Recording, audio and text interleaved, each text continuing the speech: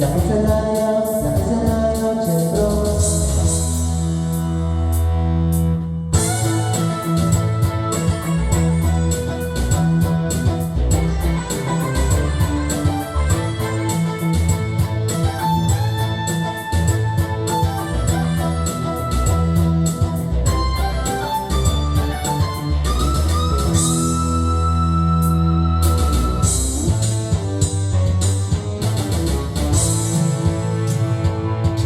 Sobra sa bigat, hindi na mabuhay.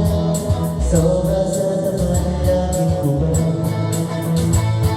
Hindi na niya mapigilan kanyang mga desisyon. Kaya pagsakyan sa puso, kilala sa bayan, asa sa bahay, hanggang sa Pinoon ang tutunan.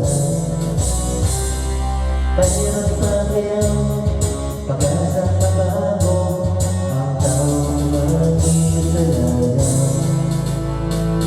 Nakisanayan, siyempre.